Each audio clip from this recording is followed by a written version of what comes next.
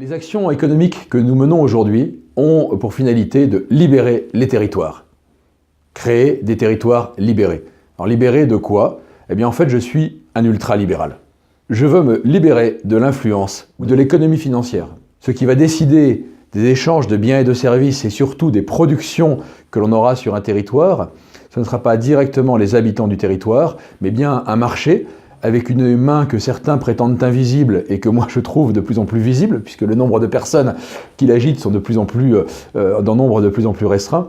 Et donc nos territoires libérés, ce sont des territoires qui se libèrent de cette influence très forte de l'économie financière pour travailler au service de ses habitants, qu'ils soient humains ou non humains. C'est donc des territoires qui travaillent sur les principes d'économie vivante. Et ça se passe par les habitants du territoire, comme je viens de le dire. Alors essentiellement humains d'ailleurs pour la question de la stratégie, puisque les autres ont un petit peu moins de méthodes de construction. Et c'est de recréer des marchés qui permettent au territoire de consommer ce dont il a besoin en fonction de ses propres moyens. Donc on a un outil pour cela qu'on appelle les études de résilience du territoire. Études de résilience, c'est de regarder ce qui est capable de produire le territoire en équilibre et en efficacité, de regarder quels sont les besoins du territoire et de faire une première relation. Ce qui n'interdit pas du tout qu'il puisse y avoir d'autres apports venant de l'extérieur.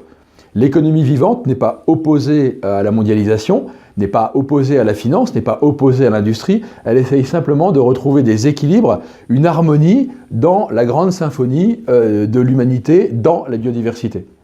Donc, quand on parle de territoire libéré, c'est aussi un point qui est important, c'est que l'école des systèmes vivants et toutes les personnes qui travaillent sur ce principe-là, nous ne sommes pas des chercheurs, nous ne sommes pas des idéalistes, nous ne sommes pas des rêveurs et nous ne sommes pas uniquement des intellectuels. Nous sommes essentiellement des entrepreneurs, des agriculteurs, des industriels ou des citoyens. Et la seule chose qui nous intéresse finalement, c'est de faire. Les idées sont au service de l'action. Comme disait le maréchal Lyotet, la joie de l'âme est dans l'action, et comme la joie est quelque chose que nous recherchons, c'est de faire. Donc libérer les territoires, ce n'est pas un concept, c'est un objectif, c'est une méthode. On a déjà commencé sur certaines expérimentations, en particulier sur le territoire de Dinan-Saint-Malo, en toute modestie, des petites expériences, on verra bien ce qu'il va se passer, mais c'est de retrouver notre liberté d'action, notre liberté de choix et notre liberté d'avenir qui ne peut pas être imposée par un système avec une main soi-disant invisible. Les territoires libérés, c'est des territoires que l'on pourra nous-mêmes offrir à nos enfants pour qu'ils puissent se développer donc dans une harmonie, dans la symphonie de la vie.